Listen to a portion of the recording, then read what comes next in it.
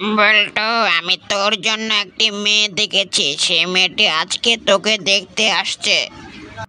মা, ও মেয়েটি যদি আমাকে পছন্দ করে তাহলে কি তুমি ওর সাথে আমার বিয়ে দিবে?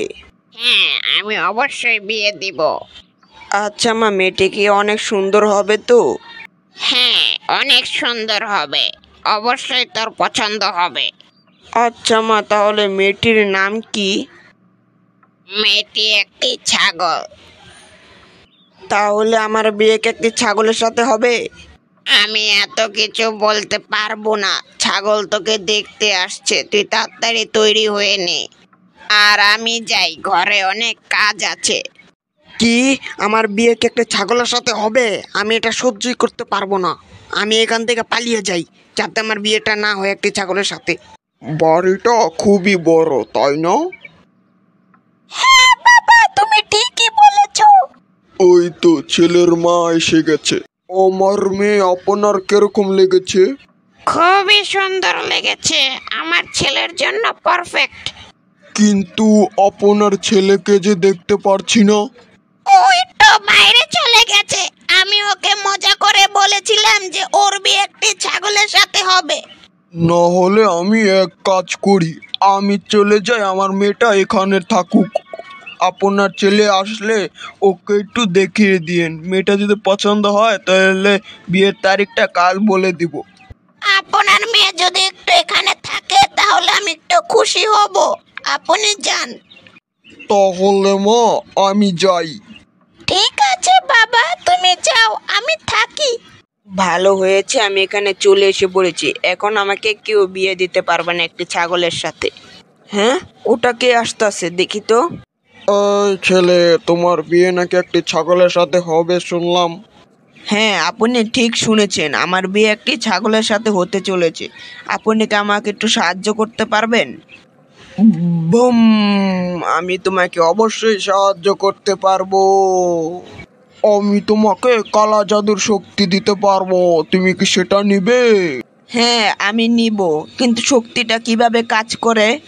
শক্তিটা নেওয়ার পরে তুমি বুঝতে পারবে শক্তিটা কিভাবে কাজ করে। আচ্ছা, তাহলে আপনি আমাকে শক্তিটা দেন। আমি বেশ শুধু তোমাকে একটি ঝাঁকি দেব, তার মধ্যে তোমার শরীরে অনেক শক্তি এসে পড়বে। তাহলে দেন জাকি। এই নো বৎস।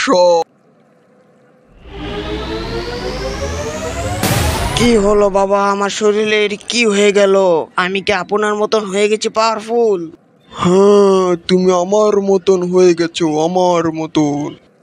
বুম বাবা, এখন আমি যাই ওই ছাগলকে মারতে যার সাথে আমার বিয়ে দেওয়ার কথা। তাহলে তুমি যাও। এখন আমি যাই, এখন আমি যাই। এই মেয়ে, তুমি আমার বাসায় কি করতেছো? আপনি এখান থেকে বের হয়ে যান। আপনি এখানে এসেছেন কেন? আপনি কি? আমি কিন্তু আমার শাশুড়ি আম্মাকে ডাক দিব। কি অদ্ভুত তো, আমার বাসায় এসে আমাকে ধমকাচ্ছে, আবার বলছে আমি কে। শাশুড়ি আম্মা, ও শাশুড়ি আম্মা, শাশুড়ি আম্মা। তোকে চুপ করতে বলছি না, তুই চুপ কর, না হলে আমি তোর গলা চিপে ধরবো। আমি আপনার কোনো কথা শুনবো না, আমি চুপ করব না। শাশুড়ি আম্মা, ও শাশুড়ি আম্মা। এখন দাঁড়া, আমি তোর গলা চিপে ধরছি। তাহলে এই নে।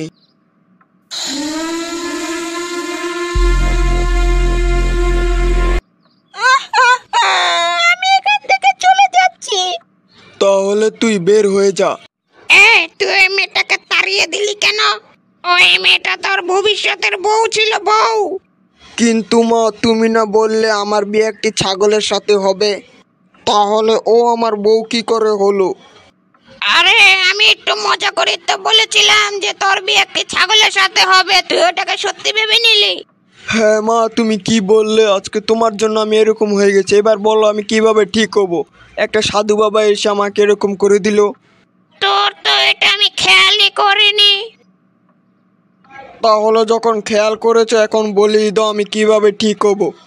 তুই যেভাবে এরকম হয়েছে ঠিক সেভাবেই ঠিক হয়ে যাবি। হ্যাঁ, আমার একটু একটু মনে আছে, সাধু বাবা আমাকে ধরে একটু ঝাঁকি দিয়েছিল, তারপর আমি এরকম হয়ে গেছি। হয়তো এই ঝাঁকিটা আরেকবার দিলে হয়তো আমি ঠিক হয়ে যাব। এক কাজ করো, তুমি আমাকে ঝাঁকি দাও। আচ্ছা আমি তাহলে তোকে ঝাঁকি দিচ্ছি, এই নে। এই তো মা, আমি ঠিক হয়ে গেছি, এখন আমার বিয়ে হবে। তাড়াতাড়ি ওই মেয়েটাকে ডাক দাও। সরি, তোর কোনো বিয়ে হবে না, তোর বিয়ে আবার দেরিতে হবে। তুই মেয়েটার সাথে যা করেছিস তোর আর বিয়ে হবে না। তোমার জন্য আমার বিয়ে হলো না। এখন আমাকে একটা আস্ত ছাগল এনে দাও, আমি ওটাকে বিয়ে করি। সরি, তাও হবে না।